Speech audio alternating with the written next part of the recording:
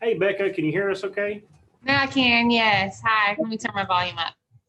Perfect. Give us just a few minutes. We're still waiting on a few more council members and a couple other guests. We'll get started right at 6:30. We're going to get you right at the beginning of the meeting, I believe. So once you're done with your section, unless you just want to stick around and watch the rest of the excitement go on, you can. If you're done, you can move on if you'd like. Okay, sounds great. Sounds Perfect. good. Thank you for being here. Thanks for having me.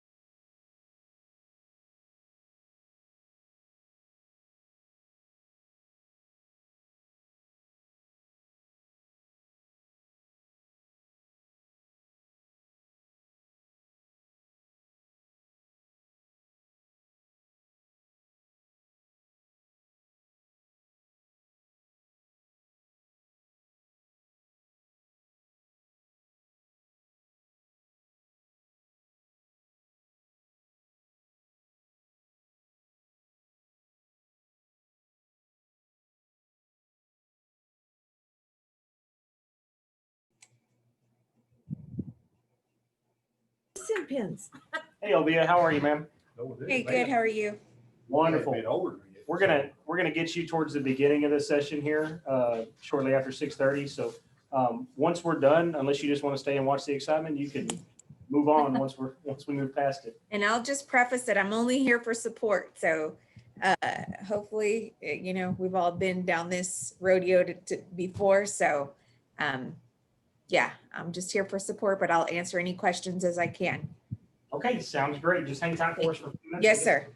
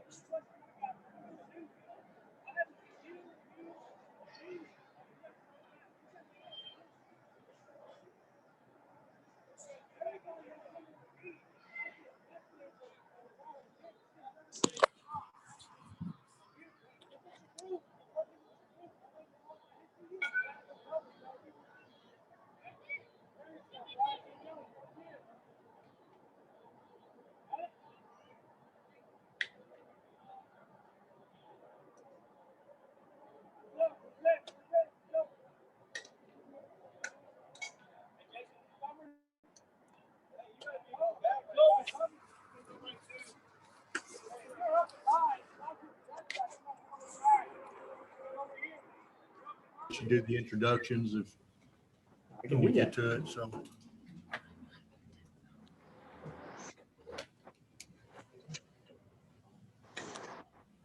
Hello, everyone. Good evening. Hello.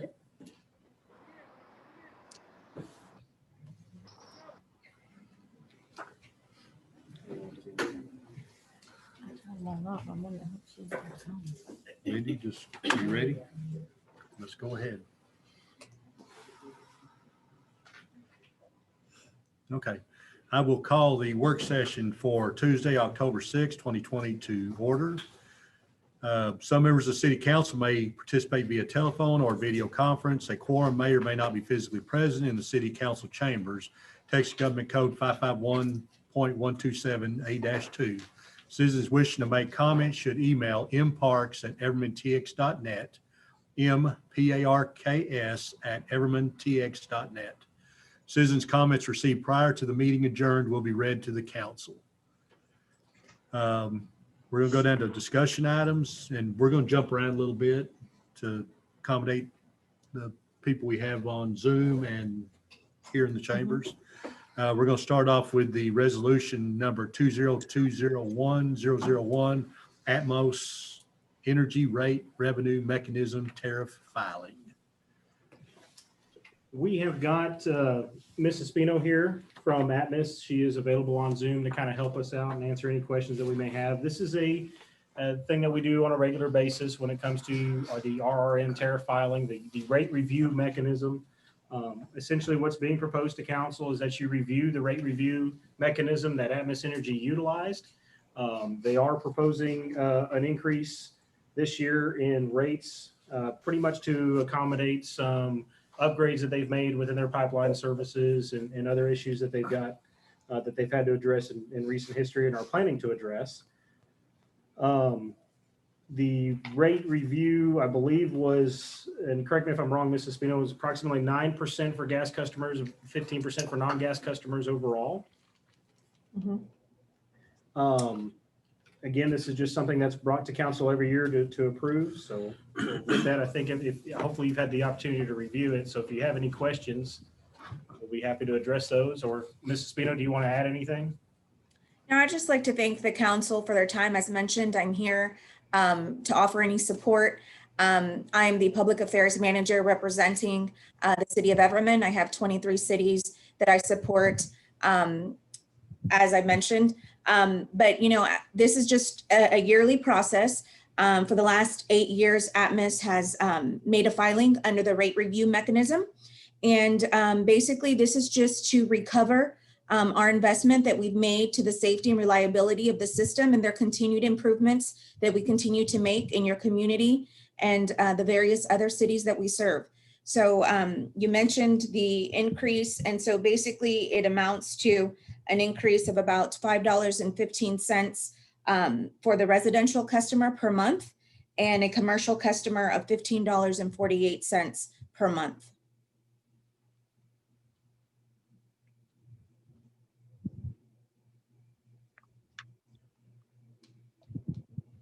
Okay, so if, we vote on it, I mean, this is an increase, which it'll happen one way or another. If we vote no, what takes place? So according to the city attorney, what happens is if the resolution is not passed, Atmos Energy then has the right to take it to the utility commission, at which time the utility commission will review their processes, review the rate review mechanism that they filed with us. And at that point, the utility commission essentially can make a decision on whether or not to force that rate increase or not for the city of Edmond. So really it's. But it's everybody as a whole, all Yes. cities. Yes. So, and there are cities that aren't going to pass this just to let it run its course. Yeah, that's referred to as the Atmos City Steering Committee, the ASCS, or ACSC, I'm sorry. Okay. Is it normal for a lot of cities to not sign off on this, just to let it run its course? I can tell you, I've only been with Atmos for a little bit over 1.5 years, approaching almost 2, and we have over 200 cities that are a part of the ACSC steering committee. We serve approximately over 442, so over 50% of the cities that we serve are a part of this committee. Any city obviously has the option, if you have more further questions or anything like that, that you would like answered, you can table this for your next city council meeting. As mentioned, the rate review will go into effect December 1st, regardless of if you agree. We do hope that all cities approve it initially with the first round, because if we do have to take it to the next level, there are further costs incurred to the city, at which point those are your costs. Okay. So does anybody have any questions? I'm sorry. I was just going to say that the majority of our cities understand the investments that we've made to the continued improvements and reliability of our system. So they understand that this is just like with all of our businesses or in any business in our community, this is a cost of doing business. The original investments were over 800 million in this division alone, in which Everman, is a part of the Mid-Tex division. We made much more of an investment and we only recouped a certain amount. So we're not getting all of our money back. I mean, it is a cost of doing business, but we do hope that the partnerships with our cities, we all understand, and usually we always come to an agreement and an understanding. Anybody have anything? So either way. Yeah, I mean, It'll it's going go to into effect, pass. so- So Yeah. we, if you have any questions, I guess you can forward them to Craig and he can get answers before next week's meeting. This is a work session tonight, so we won't vote till next Tuesday. Okay. So I just want to make sure everybody's comfortable with it. So I know we do this every year, but it's a little bit more substantial increase than we've seen in the past. So, but nobody has anything, then No. Good. Okay. Okay. Thank you. Thank you. Thank you, ma'am. Okay, let's do the number 6, Tri-Stem utility cost recovery and savings. Hi. Hi. I want to apologize in advance for any background noise. The suite next to us is a children's dance studio, and this is their prime time. So the music has been blaring a little bit, but I just want to give you guys a basic overview of the audits that we do for municipalities. There's 3 parts to the audits that we do. The first is the utility bill audit. On the utility bill audit, we are auditing the utility accounts that the city is paying. So those accounts in which the city is the customer. To do those audits, we get from you the most recent statement for any account that you would like us to audit. From there, we're going to go directly to the utility provider and get the rest of the data that we need. We go back a minimum of 4 years. We'll go back farther if we can. That just depends on the utility provider and how far they let us go back. But we'll do a minimum of 4 years. We will audit line by line each and every invoice during that 4-year period to make sure that you're being charged the correct rates, that you're not being billed any fines or fees that you're exempt to as a city. In addition to that, we do actual physical inspections of an audit of all your street lights, guard lights within the city that you're being charged for. That's actually a huge place a huge area that we find refunds all the time, because typically nobody's really keeping up with those. But often street lights, guard lights are removed during construction. Maybe you're being billed the wrong wattage, or it hasn't been working for 10 years, but you're still being charged for it. And that's all the utility provider's responsibility. So we'll actually come out and physically inspect those. We'll physically inspect all your meters, make sure they're working correctly, that they're billing correctly. So that's the gist of the utility bill side of the audit. The franchise fee audit is a second side. On that side of the audit, we're auditing the payments the city is receiving from the utility providers, the franchise fee payments that the utility providers are paying to the city in order to provide services within the city limits. So we will get from you a record of the payments that you've received. And then from there, again, we'll go directly to the utility provider and get the rest of the data and information. And when we do that, we actually will audit not just the city of Everman, but we'll get the data for the surrounding cities as well, so that we can compare those addresses and make sure that another city's not being paid essentially franchise fees payments that should be coming to the city of Everman. We'll also, if you like, look at your franchise fee agreements, just make sure everything looks good on those, help you get those situated. And then the third side of the audit is the sales tax audit. On that, we're auditing the sales tax that the city is receiving from the state on behalf of the businesses that are within the city limits. And that's really similar to how we do the franchise fee audit, but we'll get from you record of your payments. And then from there, we'll go directly to the state and get the rest of the information that we need.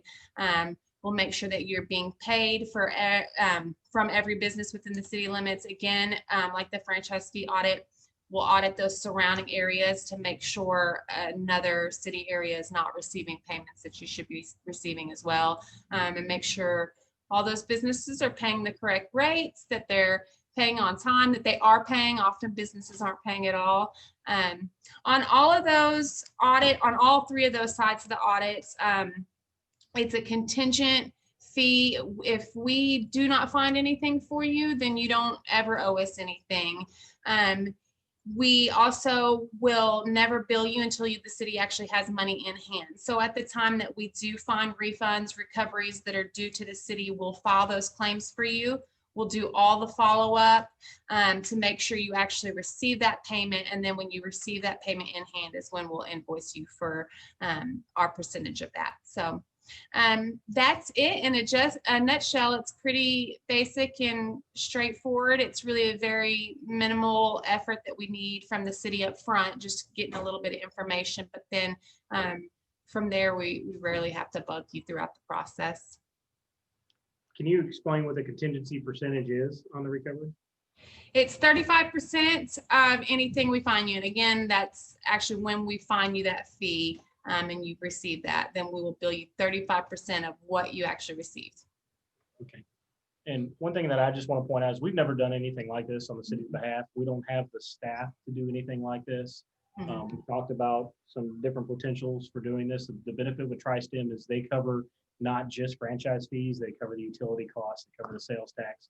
We know for a fact that last year we had some issues with sales tax, and we just simply don't have the number of staff to be able to research these avenues So in my opinion, the 35% is a pretty good deal for us. And I would recommend that we move forward with contracting with TriState.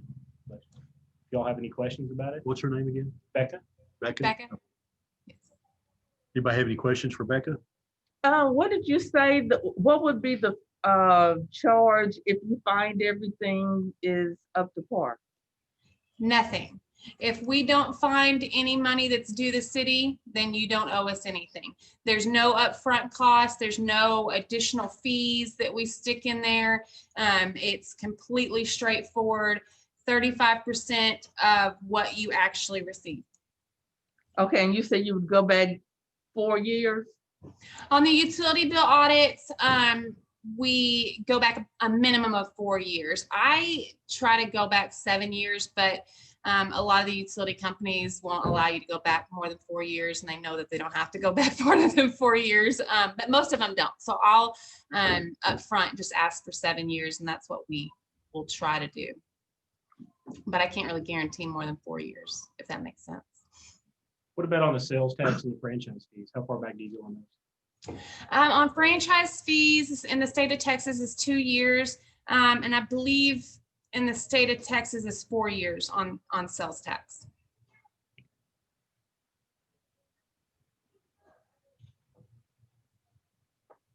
Anybody have And any that's just questions? what the statute of limitation is, you know, from the state of Texas on those. Wonderful. Sounds good. Anybody, Really does. anybody have any questions? No. Mayor, if I can just get a consensus, and if everybody's good with it, then what we'll do is we'll work on getting the contract from TriState and put on the agenda for next week. Okay. Everybody good?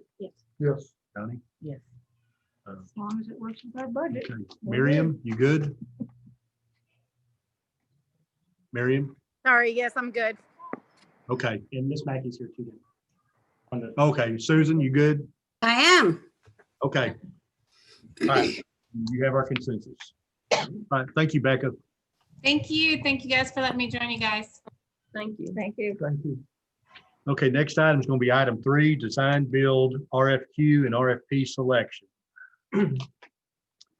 as you all are well aware, we took out a $3.8 million bond, and that $3.8 million bond, a part of it was attributed towards facility improvements, city facility improvements, specifically the fire station and the city hall annex.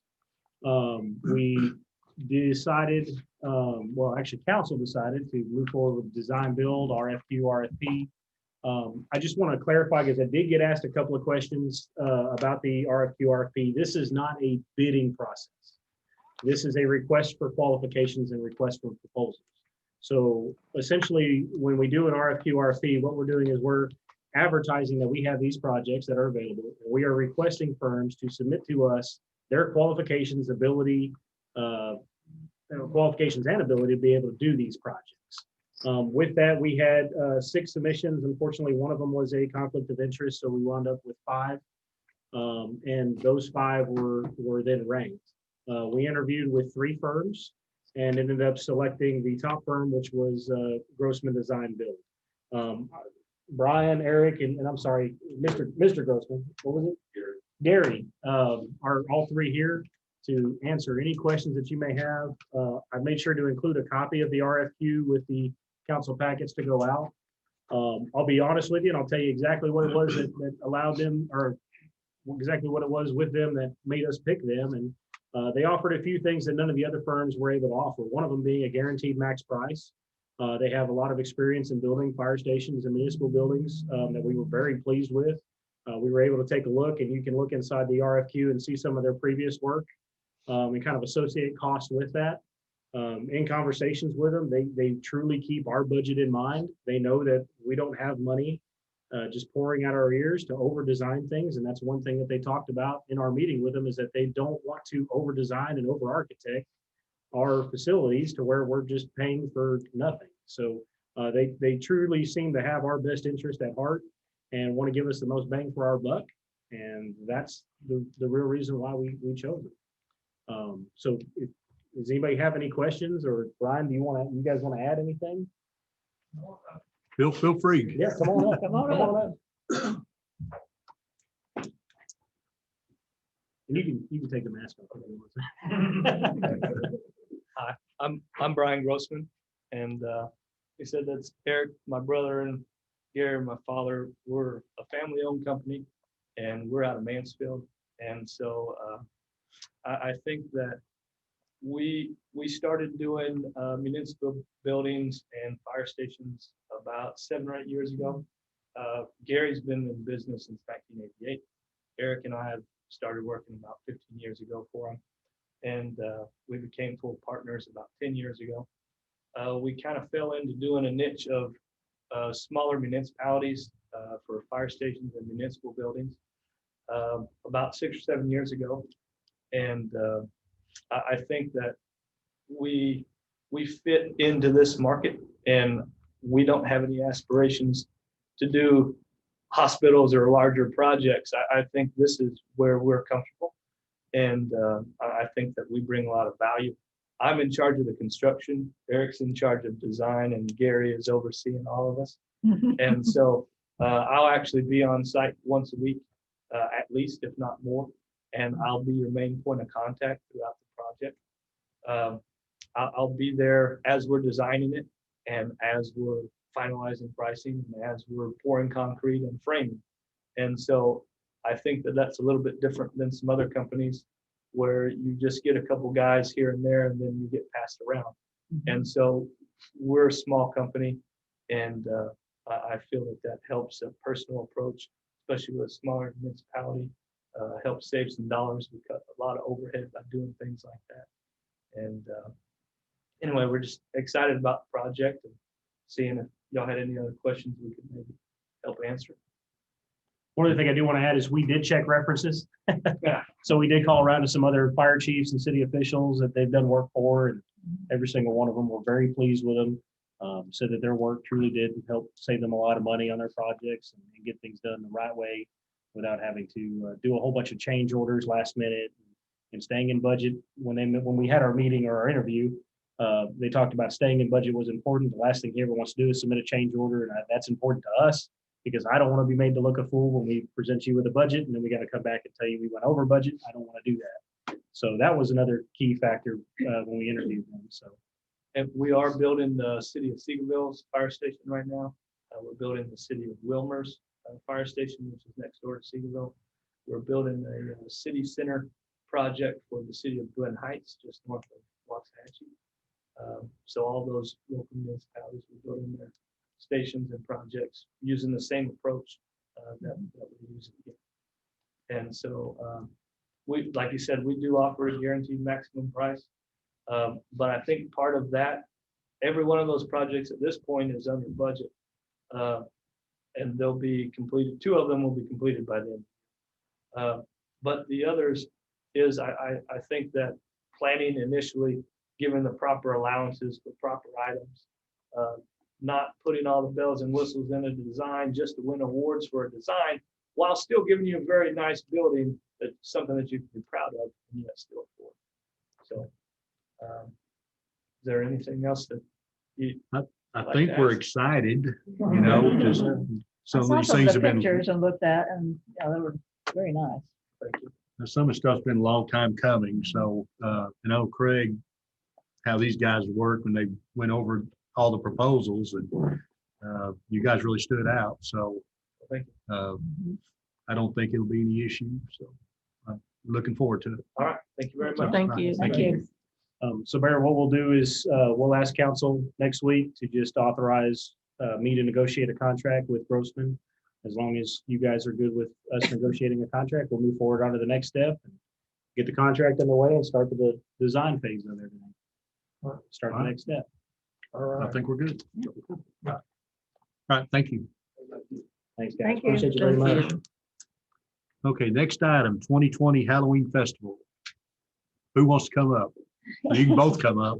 And you can take Linda with you if you want to.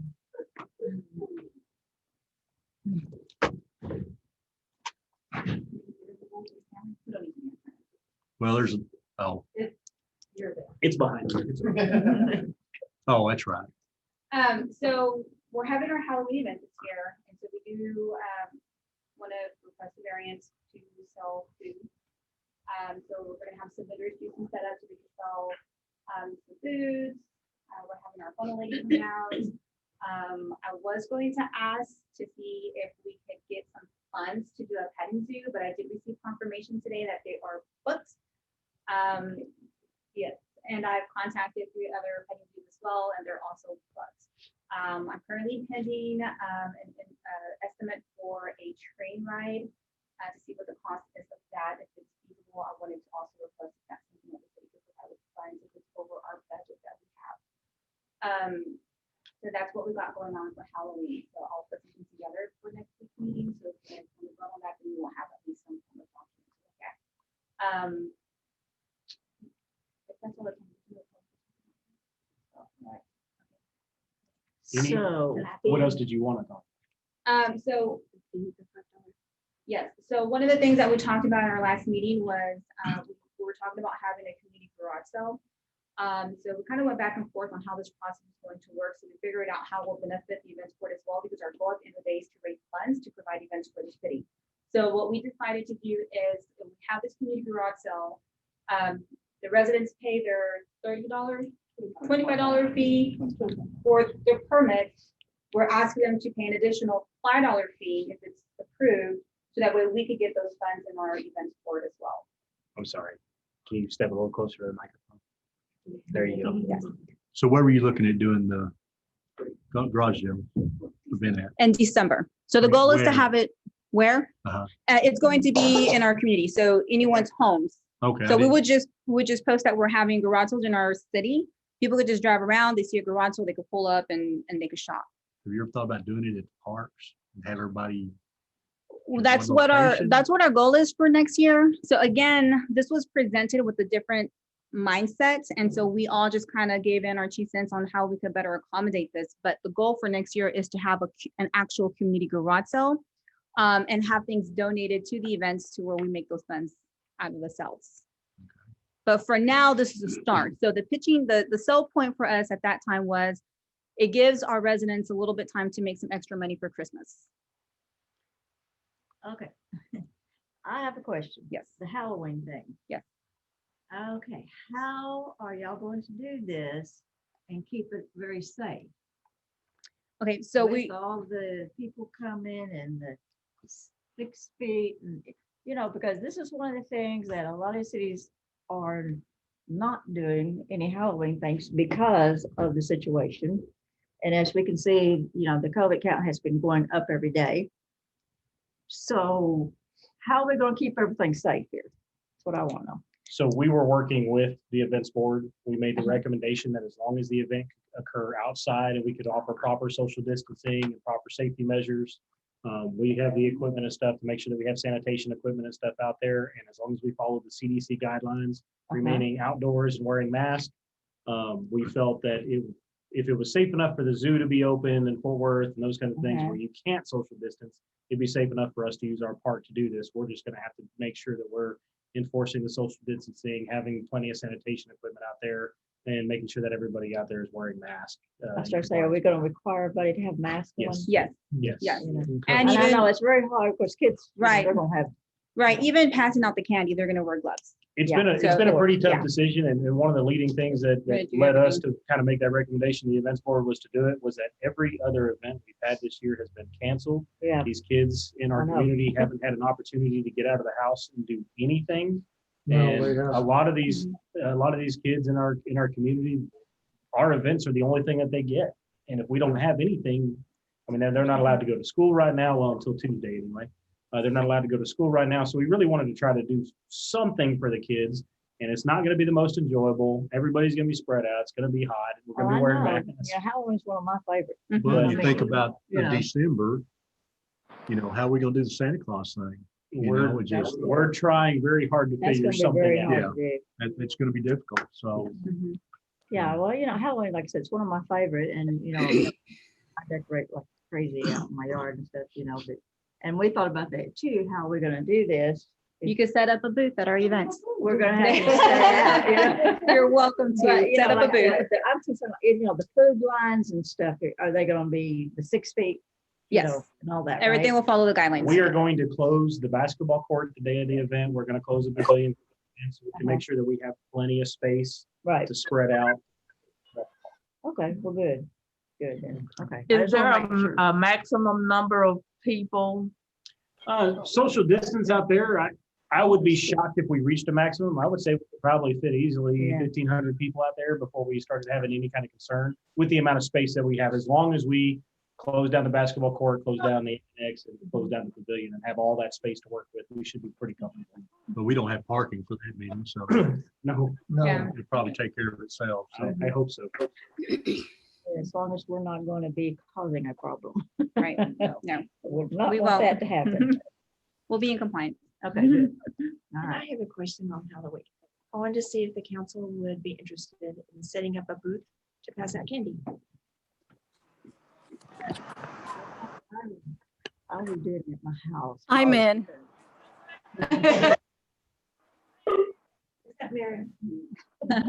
Yes, you know, I'm our community's #1 supporter when it comes to kids, and the what we're facing right now with COVID is something, you know, that we don't want to be involved with. But unfortunately, it's the normal now, and we have to get everybody used to the social distancing and the wearing the mask. And if this is what our future is looking like for right now, we have to continue with, you know, our events and our things that we do, and just make sure that we do follow the guidelines and that we do have enforcement. Other than that, I mean, I think that people are now getting used to what it really is like. And I think they're actually being very cautious now. So as long as we are, you know, protecting ourselves and protecting others, and the enforcement is there, I think that our events should continue and do this for the kids and the community. Well, depending on how many council members you have, I would have no issue if you divided us up, if you don't have a lot of people there to pass out candy, just to give more places for the kids to stop. That'll be great. So we'll, Is anybody interested in helping? well, you know, I'm going to be there. Yes, I know. So Yes, I'll help. Okay. Susan? Mayor, just post an agenda, so in case we all show up, we're safe. Yeah, it'll be done. So Yeah. I got a question. Did I hear something about the city giving the events board some money? You were really, the sound was cutting out in the very beginning. I didn't catch all that. We were planning to have a petting zoo. And so Yeah. my goal was to ask for funds to be able to provide the petting zoo. But I received confirmation that they're booked, and I reached out to other vendors, 3 other vendors, and they're booked as well. So we're just kind of out of luck for the petting zoo. What Yeah. time is it gonna take place? 6 p.m., 6 to 8. I don't get off work till 6, so. but you're also looking at potential training. I'm also looking at potential train. Yes, thank you. So I am looking for a train ride as well. And I actually, they told me they were going to send me an estimate tomorrow morning. So I could have that sent over for your agenda for the next meeting. Okay. So we'll know something Tuesday. Yes. So, okay. Okay. Anybody have any questions? No, If anybody's going to be there, just Yeah. get the word to Mindy, council wise, and I know me and Linda are going to be there. Just so we, and Miriam and possibly Susan, so we can just kind of plan accordingly. I'll try. Like I said, I don't get off till 6. Okay, we'll have it posted, a possible Yeah. quorum, so just to protect ourselves. Yep. So, And it is on the day of Halloween, that 31st, the Saturday. which is Yes. Saturday, Yes. so. All right, anybody have anything? Okay, just Thank you. get that quote to us and Will do. Thank you. Thank you. thank you. You. Okay, next item is amending zoning ordinance number 679. So ordinance number 679 is our comprehensive zoning ordinance that was passed back in 2015, I believe. That ordinance is written in such a way that it requires 7 registered voters of the city of Everman to be on that commission. We're recommending and asking that council pass a ordinance amending that and changing it to 5. We've run into some issues when it comes to our planning and zoning commission along with our board of adjustments. We had some members that were serving on both boards, which cannot happen. That creates a conflict of interest when they're serving on both. So we've reached out and asked each one of them where they would like to remain or where they would like to continue to serve. We've also had somebody resign from the Planning and Zoning Commission, so that put us down to 3 members right now on the Planning and Zoning Commission. And with the residential development coming up, we're going to have some subdivision ordinances and proposals to go before Planning and Zoning. Additionally, with the capital improvement plan, that is supposed to be run through Planning and Zoning before it comes to City Council. So we have some P&Z stuff coming up. We don't have enough members to even hold a meeting or to pass it. So we have recruited 2 potential that we're going to bring before council next week in hopes that you would appoint them, one of them being Tony Young, another one being Miss Orme Hill. She ran away. Did you see that? She knew what was coming. So one would be Mr. Tony Young, the other one would be Miss Orme Hill. Both have expressed interest in serving on that commission. So we're going to ask that council appoint those 2 to that commission. And with the passing of this ordinance, that means that we would have a fully staffed Planning and Zoning Commission at that time. So do you have enough for the Board of Adjustments as well? We have 4 on the Board of Adjustments right now. We need 1 more. Okay, so are you going to come before council and ask for them to reduce the number for that as well? That's what's odd is our Board of Adjustments within the same ordinance, it only requires 5 members. I don't know. I know that the city had hired a consulting firm to draft this ordinance for us back in 2015. Yeah. And I think it was just a little bit overshot on the number of members on the P&Z board. For some reason, it was set at 7. Board of Adjustments was set at 5. So we're wanting to match both 5 and 5. Okay. That seems logical. Well, it should have been done that way originally. Yeah. Who knows what the thinking was back then. So, anybody have any questions? Okay, we'll drop down to number 4, flooding and master drainage study. Okay, got some bad news. If y'all recall back in September 2018, we had a flood. I'm sure everybody remembers that. Immediately following the flood, we started looking at avenues for some relief. We didn't qualify for FEMA disaster. We didn't qualify for FEMA aid, regardless of the local disaster declarations and state disaster declarations. We had some congressmen come by and visit with us, and we tried several different avenues then. The avenue that we thought was going to be the most fruitful at the time was going to be the Army Corps of Engineers. We had some meetings with the Army Corps of Engineers to try to get some flood studies done. Because that was going to be one of the first steps in mitigating our flooding issues. After almost 8-9 months of waiting, that fell through. We found out the Army Corps of Engineers was not going to be able to help us.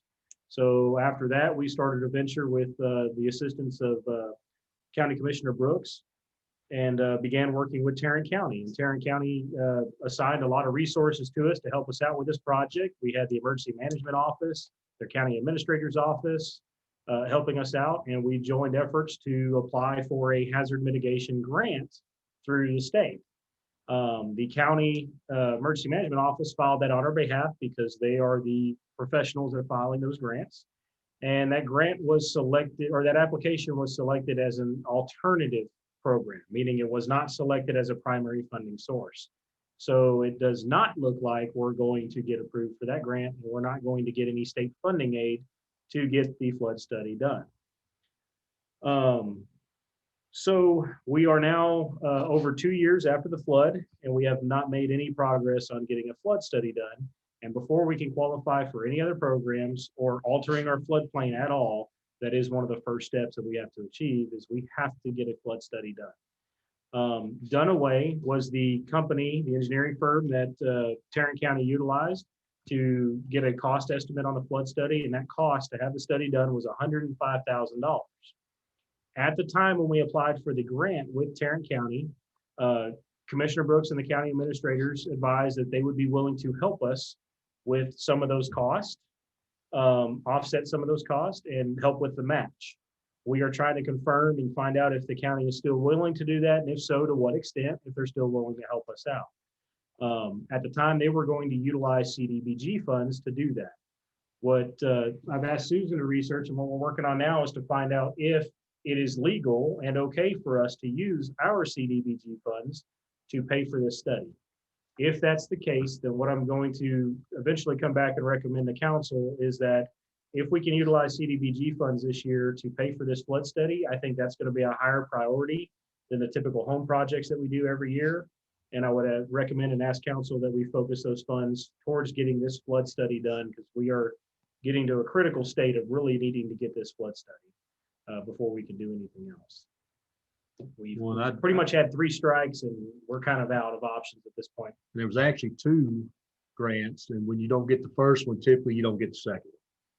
So they applied for. Right. I immediately reached out to some individuals with the county, and they're working to see if they can come up with a solution. You know, but in the meantime, you know, this idea, Craig, you know, it's, but we're gonna have to use the county. We're gonna have to get their blessing, however we do it. But I'm hoping that they'll come up with something. So we're just waiting to hear from them. So it won't, hopefully it won't cost us $105,000. Hopefully the county is still willing to help us out with that portion that they were going to originally help us out with. Which was how much? I'm trying to remember. I believe it was somewhere in the ballpark of $40,000. So we would be responsible for roughly 65.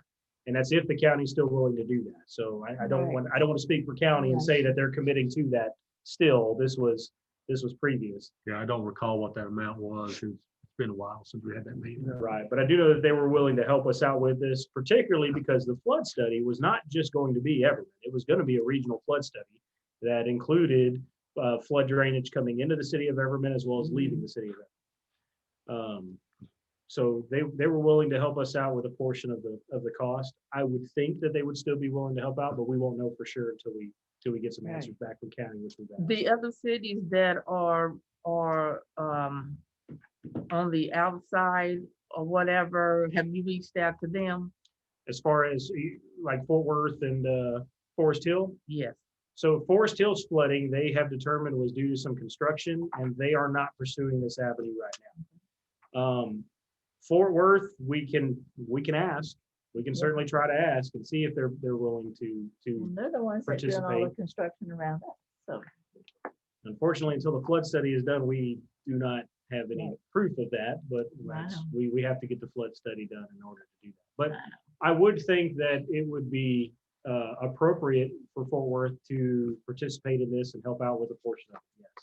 And we can certainly ask. I just don't know what that answer is going to be. I can assume what that answer would be, but we can ask. That's what I was gonna say. we can always wish. Yeah. Well, we do know that some of the projects going in over there, that the developers are going above and beyond what they're recommending to do. So that just tells me they know there's a flooding problem. Yeah. So, but we'll just have to see what happens. So, but, you know, we may have to bite the bullet, and, you know, we've got to get the study done before we can do anything. Mainly, I wanted to make sure that this was on your radar, that we've now tried 3 different avenues to get the flood study funded.